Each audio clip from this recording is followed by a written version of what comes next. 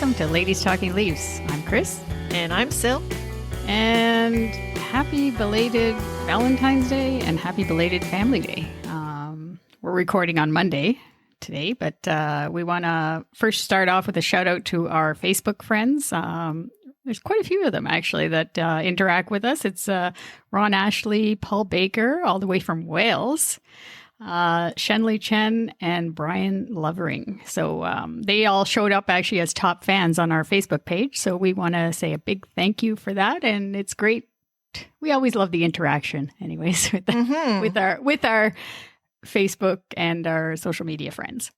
And thank you also to Gordon, who follows us on Twitter and listens to our show all the way from Australia. We appreciate all our listeners and followers on social media, as we said, and we hope you got to check out our photos of Maple Leaf Gardens. If not, be sure to follow our Instagram, Twitter, and Facebook pages, and also go to our Ko-fi website to see more photos and our personal stories. It's now 22 years, if you can believe it, since the last game was played there, and we have so many great memories from our time that we spent there. I personally remember the playoff games that we went to. I don't know, like you could never do this now. I don't know if people could sneak the stuff in, but you remember the guy that had in our section who had the sparklers? I thought that was fantastic. I don't know. There was just so many things like that that made those games extra special. Yeah, I made a comment somewhere on social media about the sparkler guy because that's something I think obviously it stuck with both of us. Yeah. And it was funny. Dougie Gilmore, he posted, I guess yesterday, I think it was on Valentine's Day or the day before. It was the anniversary of when he got like the 6 assists, I think it was in the game, like the most assists as a Leaf in one game. And it was during that 92-93 season. And I remember every game there of that season was just, it was always so exciting to go down there. Like we always knew there was going to be like something happening and the crowd was buzzing all the time. It was just, it was unbelievable. Like that time. We didn't have like a Maple Leaf Square like we have now, but it's like all of downtown Toronto was that, you know, like remember all of the cars, the honking and everything up and down the street and the energy outside the gardens at the time always was, it was just supercharged. Like you could feel it. Like as soon as you got even close, like even once you're in College Station, you know, for the subway, right? Yeah. The thing I guess that I think for us too, that we got attached to was just going and watching games from standing room. Yes. Maple Leaf Gardens. Like there's so many people that we met there. The only thing I didn't like, I was trying to think of it before we came on. I was like, the only thing I remember not liking was the glass was like, there was glass there for whatever reason. It was such a little area behind the red section, behind the net, if we describe it well to our listeners who've seen a game there, lucky enough. But the glass was all scratched. So I was like, I hated it. Yeah. I was always like, there was like a foggy part of the glass, but still it didn't matter because we were all together in that spot and with League fans, and it was just unbelievable. Like there's a lot of little places in the building that were unique and different, and the buildings today just don't have that. I don't know. Yeah. So, so another memory, which is not quite as exciting, but I decided to put it in here, is that on February 29th is the last time we went to a Leaf game in person. That's coming up, the anniversary of that. And we were at the game at Scotiabank Arena for the Leafs and Canucks. That was our last game that we went to. And I was like, that is so sad. Following up something that's so happy with, or not happy, but we enjoyed our time at Maple Leaf Gardens and followed up with this, that we haven't been to a game in so long. I don't know. Yeah, almost a year. It's kind of hard to believe. It just feels like in a blink of an eye, it's gone by. Anyway, I'm not sure when we'll be back in the arena, but for now, at least we have games being played, which I guess we have to be thankful for. And our Leafs are doing all right, actually better than all right so far. So let's get into what we're going to talk about in this episode. So first off, we have our next installment of The Good, the Bad, and the Ugly. And we also have for you another new segment, which we're going to call Ladies Talkin' Leafs Highlight Reel, where we're going to choose our top 3 highlights from the past couple weeks. And we'll discuss those. And then we're going to wrap up with what's coming up for the Blue and White. So without any further ado, let's talk Leafs.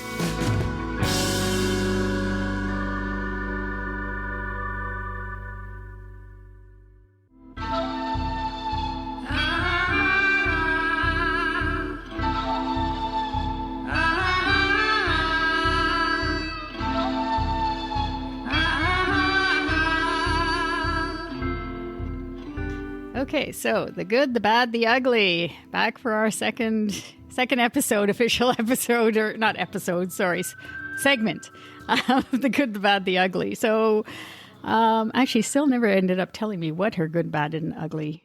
I did, but I think it was in a text thread, and you might not have seen it, but I did text it to you. All right, I didn't see it, but so it'll be a surprise. Yes, it's going to be a surprise. So I'm going to start off because, so with the good. The good I have as JT. I'm going against everybody. John Tavares, I don't know. Everybody's giving our captain some grief. I was going to say it's interesting that you chose this, given that there's just nothing but negatives with JT and Nylander everywhere today. But anyways, go on. Yeah, so I don't know. Everybody's going on about him saying, actually, I have to give credit. They haven't brought in the contract yet. They're avoiding that contract part of it, and that. So I'm going to avoid it as well because it's not significant right now. So when I looked up the stats on him, I mean, he's obviously 5-on-5, like everybody's saying. He's not doing great. Both him and Nylander, they're just not. They don't have it right now, 5-on-5. Hopefully that'll change tonight versus the Senators and moving forward. But he's second on the team in faceoff percentage at 60%. So he's just behind Spezza. Spezza's at 64%. And isn't that like those percentages are pretty darn ridiculous, first of all. Yeah. And it's not easy competition that he's getting, obviously. So everything being it's the second line now. I don't know. They were going on today. I heard somebody talking about the 1A and the 1B line. Well, now it's not the 1B line anymore. It's number 2. And I'm like, who? Like, really? I'm like, 1A and 1B? Like, why? Like, I don't know. I just think the media is sometimes, we're not a part of the media. We're different. We're fans. Anyways, I didn't like that. And yeah, so he's second behind Spets at 60%. On the face-off draw. He leads the team in the power play goals with 4. So he still leads them, which I was actually shocked. I checked that today because I wasn't sure. And he's second in shots taken behind Austin Matthews. So he's obviously getting the shots. I didn't go as far as to say on the heat map where the shots are located, but generally he's always around the net. Right. So I would think that a lot of them are in tight. And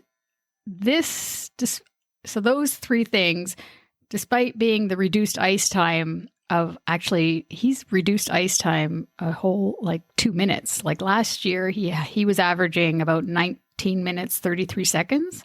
And this year he's averaging 17:47. I was just that's what was coming to my mind as you were talking about his stats, is that I really feel like he's not on the ice as much as he has been in the past, because he's like, I think Keefe is really throwing Austin and Mitch out there all the time.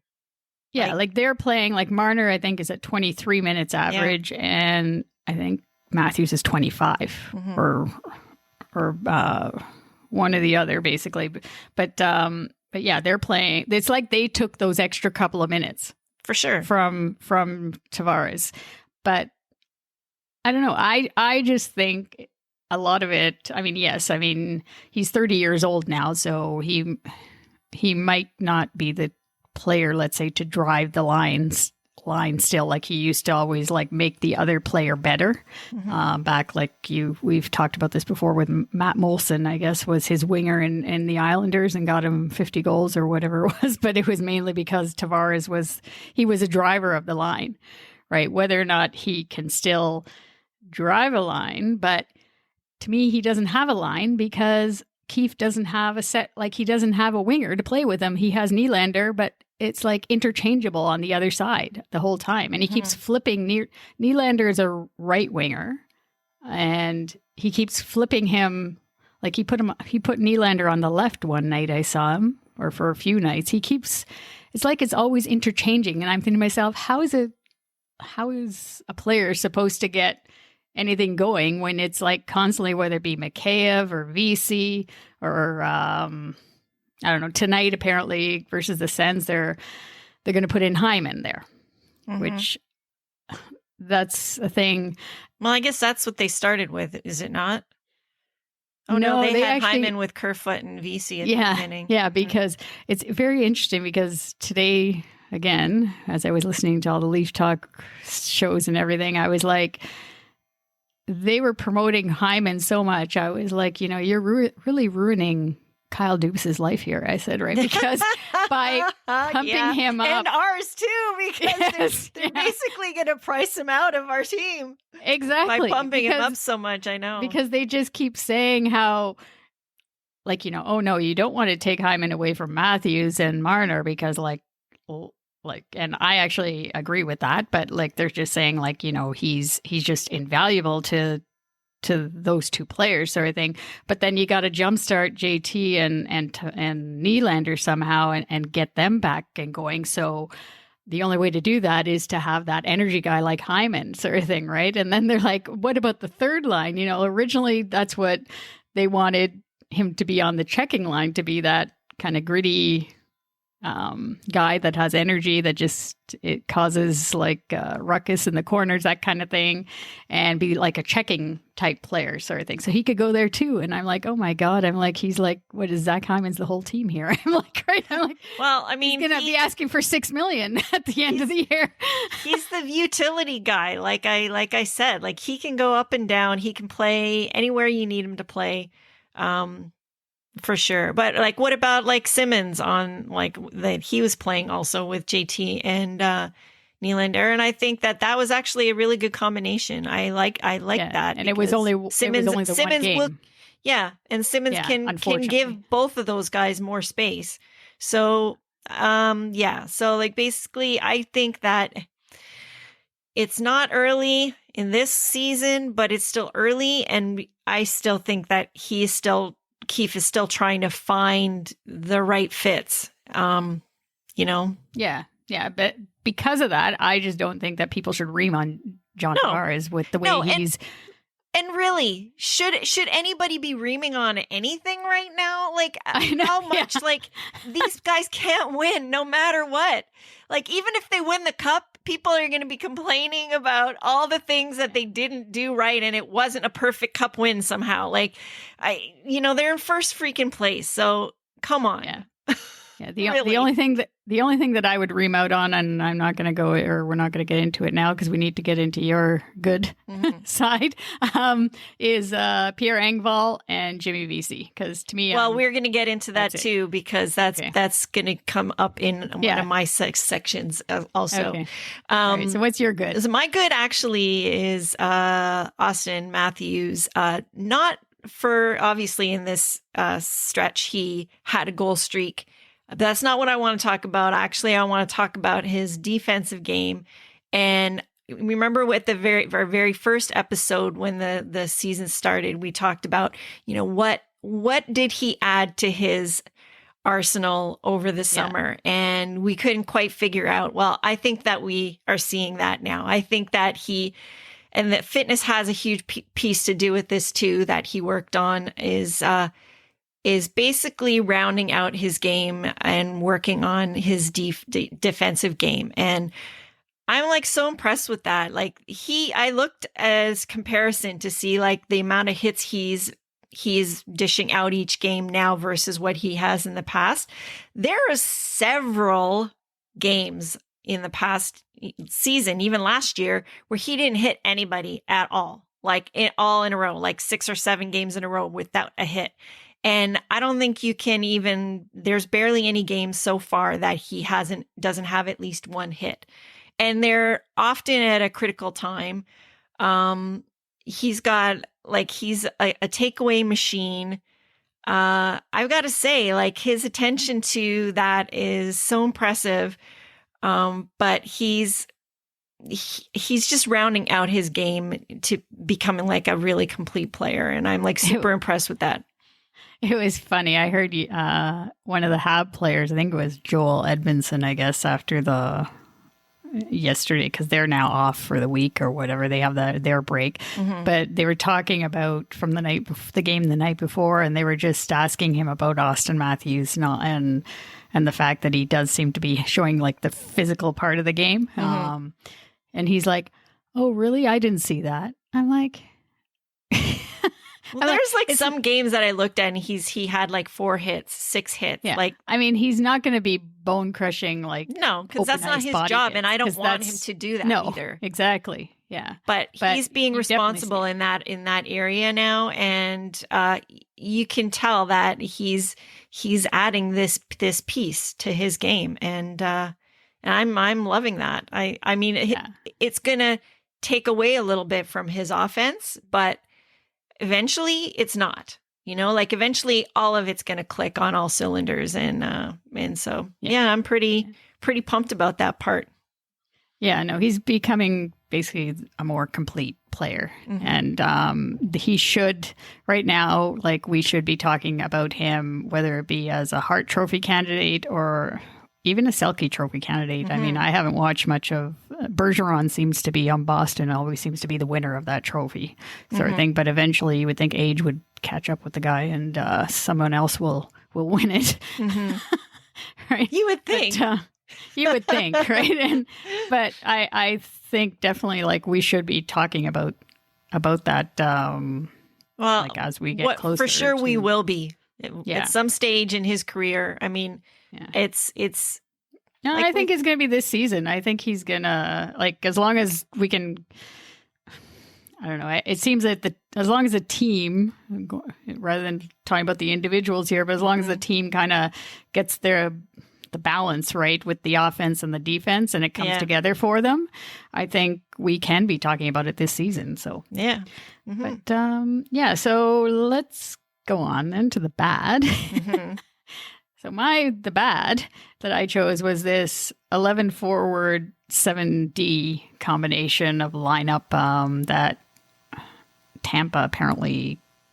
We've really used it last season or in the last couple of years. John Cooper, the coach there, really made it work for them. I don't think they're doing it on a full-time basis, but on many games they were doing that. But I don't know. I just find that there's no, like they did it twice so far as I could tell. I went back. They did it versus Winnipeg, and they had Lettinen as the 7th defenseman, and he played like a total of 6 minutes and just over 6 minutes. And then they did it in the second game, actually it was the third game versus Vancouver.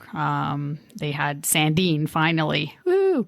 He got into a game and he played all of exactly 5 minutes in the game. Yeah, he did a lot with those 5 minutes, though, I have to say. Yeah, he got, but I don't know. I just find that you can't, well, especially the defense, they can't get into like that alternating of the defensemen, like especially for like it's always at the bottom, like at the bottom pairing with Bogosian.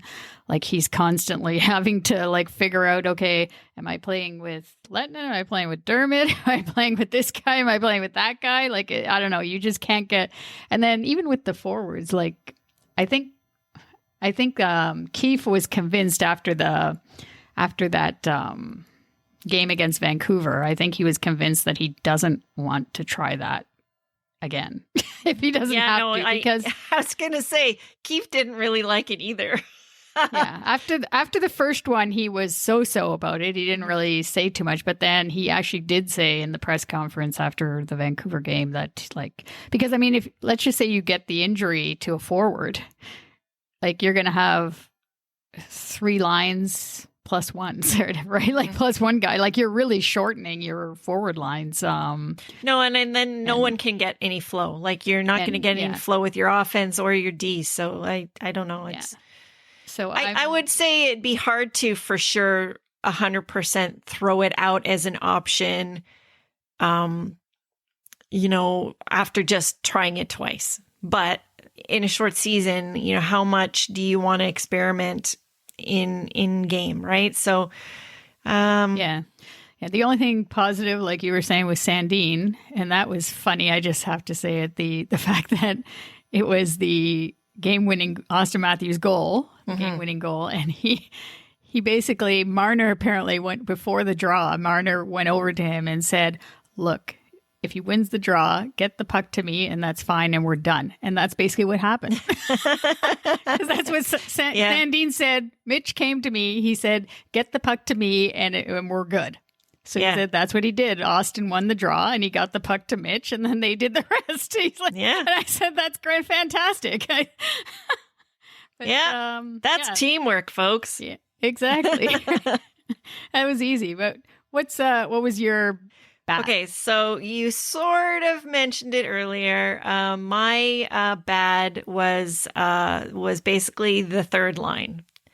I don't know what the heck's going on there. Like Kerfoot, all the stupid penalties he's picking up, the fact that they can't seem to find any kind of group that seems to be working there. I don't know. They seem to start strong at the very beginning, but somehow it's sort of kind of falling apart a little bit. And I got no answers to them. I don't know what the heck is going on there. Yeah, I don't know either. I mean, I don't know. That's why there has been talk of the whole trade thing, like Elliot Friedman apparently, which kind of bugged me actually, because he said that he's the only one out of the insider guys, let's say, on the networks that has come out and said like the Leafs were definitely talking to like one team in particular, but he doesn't want to say who it is and they're looking for a forward. And I'm like, okay, well, why are you even mentioning it then if you don't want to say who it is or anything, right? Then obviously it must not be anything of importance or anything, right? But now whether or not, like, again, this goes into something else about like who you're going to trade and like, because it's definitely, I think, a gritty type of forward, because with Simmonds getting injured, you can tell that we're missing. Oh, totally. We only have him, right? Like that's for his style of player. Like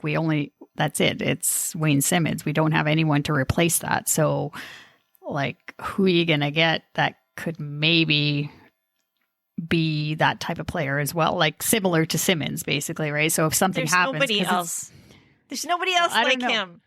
No, he's like such a unique kind of person. Because that's what you need on that third line. Yeah. Right. And then you could, and if it's a center, like you mentioned to me, I guess, which was interesting because somebody mentioned it that they could actually be looking for the center, which would be what you told me by text the other day, that Sam Bennett from Calgary, right? Like, and then put Kerfoot on the wing. Because maybe center, maybe it's just too much for Kerfoot because he seemed to play okay with Tavares, like last year in the bubble, like he played with him on the wing. Like Kerfoot was the winger, but I don't know. It's just like there's right, and then Pierre Engvall, I don't know. Again, I guess it goes back to that contract last year, like we talked in our shows last year, even saying once he got the contract, like because he's a big body. He's pretty fast. Yeah, he's like, a good skater. Skating ability is great. He has all the tools to be that third line player, but it just doesn't happen for him. He's just like, you don't know what he's doing out there. Like on Saturday night, like you couldn't, I don't know. I didn't really even notice him. I hardly notice him. Yeah. Yeah. And that's not good when you're a forward. Yeah. Whereas when at least you're a defenseman, that's good. Like to not notice a defenseman, but if you're forward, no, like you got to be doing something, right? Yeah. Whereas at least that Travis Boyd, like he's on the fourth line. I know that's the thing. That fourth line is getting much better chances. They're getting in the zone. They're getting the stops in the offensive zone. Yeah. That's kind of, if you're not going to be scoring, you at least want to get the stops there so that we can get our top line on, win the face-off, get the chances. Like Yeah, and then you get the momentum basically, like exactly, as, like getting a good shift in, get the momentum going, so the top line will come out after that, and hopefully bury it like in the net or anything. But yeah, I don't know. It's still a work in progress for another work in progress for Keefe to try and figure out like who's. I was really wishing VC. I mean, from our first show of this season, like we thought that chemistry would happen with Kerfoot. Yeah. And it's just, I don't know. It's just not happening for Jimmy VC, right? Like, since he played well the first few games, and then now again, you barely notice him. Yeah. I don't know. I know. It's odd. So yeah, I would say that is bad. But as for ugly, I don't have any ugly, so that's a good thing. That's right. So I don't either. Know, did you ugly have for ugly? Me either. No ugly? No. Okay, so sometimes we're not going to have an ugly, so that's good. I mean, I guess the refs are always ugly in our case, but in my case, I don't like the refs. Yeah, so we're going to go on to some more positivity with our new regular segment called Ladies Talking Leafs Highlight Reel. That's right. So take it away.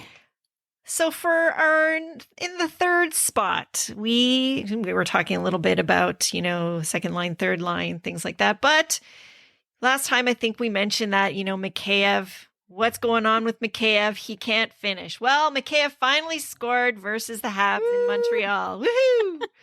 So he ended up getting the game-winning goal that night. So he's off the schneid. So very happy for Suitman. And hopefully that'll get him, like, once one goes in, maybe like a ton of them will go in. That's for right. Him now.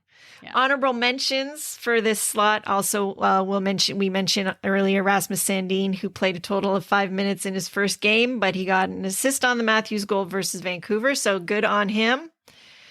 And that is our third slot there. Number 3. So number 2 on our highlight reel is Spezza's hat trick versus Vancouver in the first game of the 3-game series. Now that was something to see. Such a special night. Yeah. I was so happy after that game. I'm still smiling, like you guys can't see me, but like I got a huge smile on my face right now. It's all the good feels happening when you think about the arena staff there. I mean, there's obviously staff there. They should have something like to even throw a few hats or do something like for those cases. You never know, right? Like make it. The other thing is technically, like with all the gizmos and gadgets and audio visual things that they have nowadays for in-game, shows, could they not like even do like just like raining down hats with just like lights and stuff, like something, like you could like if this was Vegas, they would totally do something like that, right? Oh, for sure. Yeah. I mean, Vegas has those gold hats. I know. Like the gold helmets. Like they actually have the potential to do something where they don't even have to pick up the hats. They can just do some sort of light show, sound. I don't know. Make it more interesting. I mean, we were obviously like the final goal. I replayed it. I looked at it again today, and I just thought, because they were all saying how it was vintage Spezza, right? Like because he was like he cut in on goal, and then he just kind of went around the goalie's leg there and tucked it in. And I was like, oh, I like that. That was so fun. I said, I wish there was a crowd there for him. That's the thing, like between like for him, for that kind of moment, for the Simmonds moment where he scores his first goal or even had the fight in one of the games. Like if the crowd was there, it would have just made it so much more meaning for them too, like for us as fans and for them sort of thing too. But anyways, we're there in Maple Leaf spirit, I like that quote of yours. All right. And so number 1 on this segment of our highlight reel is actually going to player and team stat streaks. So we're definitely keeping the NHL PR and Sportsnet stats busy on Twitter, that's for sure. So The first one we want to highlight is Marner versus the Canucks. He got his 14th career 3-assist game during a regular season, tying Sundin with fourth most in Leafs history. And he has had his longest assist streak with 8 games with an assist, 2 short of his career high with an assist in consecutive games. And what about we have another player to touch on, Chris? Yeah, so there's Matthews, of course. It's the dynamic duo. Yeah. They follow each other.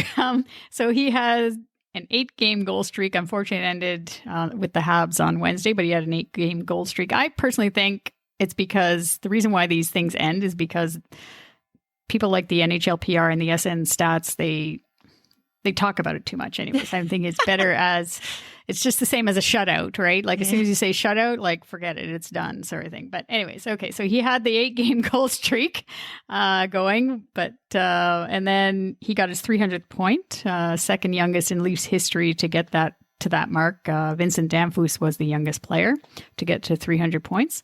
And then going into tonight's game versus Ottawa, he has a 9-game point streak going. Mm-hmm. So yeah. And then the team itself. You want to go with the team? Yeah. So until the game versus the Habs on Saturday night, we had a point streak going by getting at least a point in each of the last 9 games in consecutive seasons. So last season we had a 10-game point streak. So, by all accounts, things are clicking along very nicely. Yeah. Yeah, and so obviously it's time to start some new streaks as it's Monday night, and we are moving into our next segment, which is what's coming up for the Blue and White. Yeah, so we're recording this on Monday, and so we got I guess the 3-game home set versus the Sens. It includes a back-to-back on Wednesday and Thursday. And then on Saturday night, we go into Montreal again versus the Habs. And then we don't see them again until April, which is kind of weird. And I think we kind of round out the end of the season with a 3-game set against them too. So that's going to be, could be downright nasty. Yeah. And then the end. And then for the last week of February, we got a 2-game set at home versus Calgary before heading out west to face the Oilers for 3 games. Mm-hmm. So let's just start with the Sens, I guess. What are you, like, to me, they have to win all 3 games, or they should. God, without a doubt. Yeah. Like, I don't want any of these, like, giving them 1 game. Like, no, they need to really show their prowess and take all of these games. I think that they need to start loading the net again, get their confidence back a little bit if it started to slide. Do you think that Hutchison is going to get into one of the games in the back-to-back? Yes, he should get into. I think he should. Like, I don't understand, because it's going to be 3 games in 4 nights by that time. Mm-hmm. Like, because they're playing Wednesday, Thursday, and then they play the Habs on Saturday. So you got to get Hutchison in there.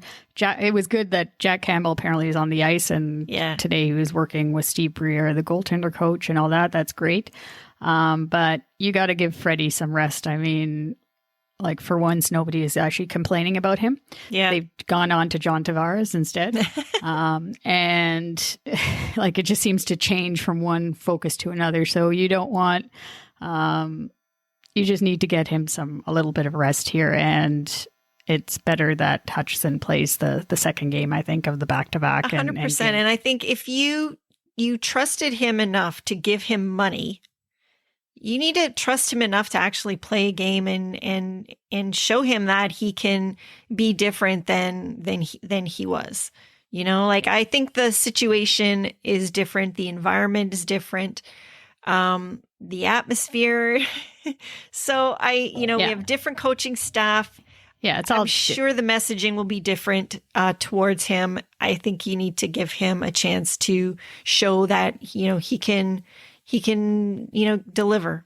Yeah, and then plus, I guess, for Freddie, like, I mean, you want him playing in Montreal on Saturday night. Yeah, and for that game, I mean, like, the Habs are off for 6 days now, so it could go either way. Some of the games that I've seen with the teams that have that break, like that first game is not that great for them. But then that's the third game in 4 nights. So we're not going to, we need Freddie to be fresh, let's just say on that night, because the rest of the team is going to be going, or like, they're going to be, I don't know how to word it, but they're on their, I mean, they should be able to handle it, but it's tough on the third game of 4 nights.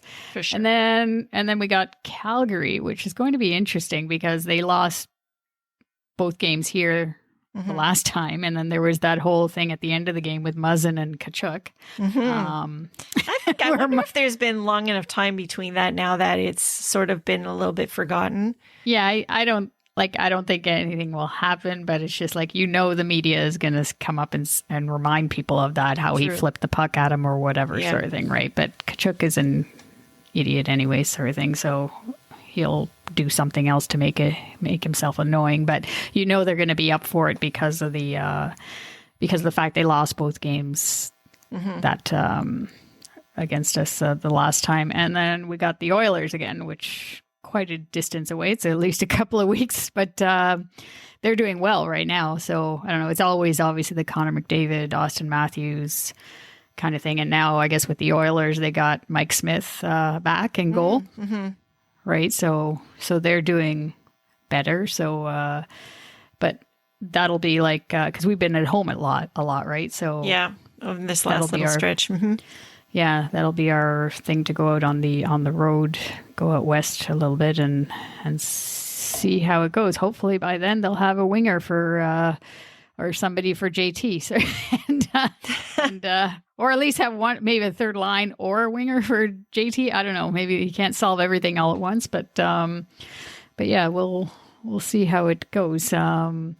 And there's also, sorry, we didn't mention it, how we couldn't mention it, is tonight apparently Thornton is going to be coming back, right? Yeah. Joe Thornton, right? So we'll see how that goes. He seems pretty pumped to get back in the lineup. So he's going to be back on the top line again. So obviously that's going to have a little bit of a shuffle down effect. So we'll see how that all shakes out. Yeah, I mean, I don't think he should be on the, like, just immediately. I'm not really a fan of him going right up there with Matthews and Marner, but I don't know. Well, I mean, he's probably going to start there, and who's to say if he actually finishes the game there? I don't, like, Keefe, he's not one to stick to that just because he started that way. They're managing the minutes, definitely. For sure. Yeah. So, the couple of league notes. Do you want to? Yeah. So a couple notes that we wanted to add before we move on is just to mention that the AHL is actually getting started and the Marlies are back. And they are starting a 4-game stint versus the Manitoba Moose in the 5-team Canadian division. That is kind of mirroring what we're doing in the big league. And so this is an opportunity for, especially Sandine and Robertson to get a lot more playing time. And they're going to be the go-to guys, I guess, for the team. So definitely want to look out for them and getting getting their skates under them. And as you mentioned, Nick Robertson, I was thinking maybe he'll be the answer for John Tavares and William Nylander. Well, that's the person that came to my mind instantly. I think we were talking about it, and he's who came to my mind. He's an energy guy, So who can finish. So he might. I mean, he's been out for a while, obviously. So he'll probably. I would think it would be a good thing for him to get lots of minutes and play all 4 games in the with the Marlies, and then because Keefe also said like he doesn't expect him to be down there that long. But then of course I was also reminded there is the salary cap issue to contend with. Not to say that he's on an entry level contract, but still they said Brandon Pridham was really working the numbers today. so we'll wait for that, but that is a possibility. Yeah. And one more note to add, this is actually a league note, is that next week there's the outdoor games in Lake Tahoe in California. So those are going to be some interesting ones to watch. Vegas and Colorado in one on the Saturday, and Philly and Boston in game number 2 on Sunday. So both of those games are at 3 p.m. next weekend. I'm kind of interested to see how the setup's going to be there. It would be nice if they did it out in the woods somewhere, but I don't think they can really do that. But yeah. Yeah, no, it's gonna, like we were talking before we got on, like it just seemed that I didn't really know about it a lot. I saw, I guess, the time lapse thing, I guess, of them building the rink there a couple of weeks ago. And, yeah, it's just something fun just to see, the, I guess, it won't be the same because fans won't be there, obviously, but just to see the scenery basically around the rink and how they make it all up to be like a show. And it's perfect because Vegas is involved. And then I don't know why Bruins and Flyers got in there, but as the second game. But anyways, somehow they always get in there. Bruins, I think, actually both teams, they've done a lot of outdoor games. But I'll be cheering. I think you'll cheer for JVR, sure. Oh, yeah, You're not gonna cheer for Marchand. And no. Yeah. And I don't know, on the other side, I don't know, you don't seem to like Naz too much, so I'm cheering for Naz. I love Naz. I love Naz and I miss Naz, but I don't feel the same way about the deal that you do. That's all. And I do like Colorado, so that they would be my pick, I think, in that game. Mm-hmm. Anyways, I guess that's about it. That's all we got for our show today. It's going to be interesting to see how Thornton comes back this first few games, and I guess I'm being without Simmonds for a while too. That's gonna take a lot out of us unless I don't know, somebody has to step up, basically. Mm-hmm. We hope you enjoyed the show, and if you want to find out how to support us, please consider buying us a coffee. Visit and follow us at ko-fi.com. That's ko-fi.com. And we have plans to improve the show, and every little bit helps.